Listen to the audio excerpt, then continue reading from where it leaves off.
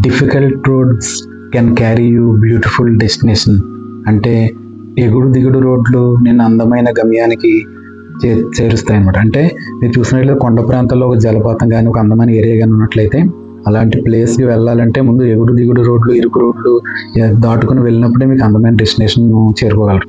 అదేవిధంగా ప్రతి మనిషి కూడా జీవితంలో కష్టాలు ఎదుర్కొన్నప్పుడు ఆటోమేటిక్గా తర్వాత చేరుకునే గమ్యం చాలా అందంగా ఉంటుందన్నమాట.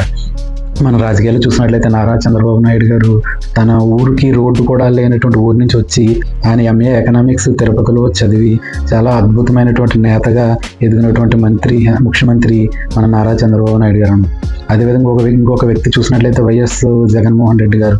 ఆయన ఏంటంటే మామూలుగా ఒక సామాన్యమైనటువంటి వ్యక్తి కొడుకు కష్టాలు పడడం అంటే పెద్ద గొప్ప కాదు. ఎందుకంటే మామూలుగా వాళ్ళకి అలవాటు ఉంటే కష్టపడి పనులు చేయడం కానీ ఇతను తాత ముత్తాతల నుంచి కూడా బాగా రిచ్ ఫ్యామిలీ, ఇన్కమ్ ట్యాక్స్ కట్టినటువంటి ఫ్యామిలీ.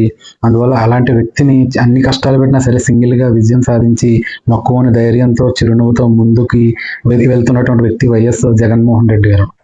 ఆయన యొక్క లక్ష్యాలు అందరికీ ఆదర్శనీయం అనమాట. అలాంటి ఒక మహా వ్యక్తుల యొక్క గొప్పతనం, పట్టుదలని ప్రతి ఒక్కళ్ళు కూడా అలవర్చుకోవాలనుకుంటే difficult roads can carry you beautiful destination.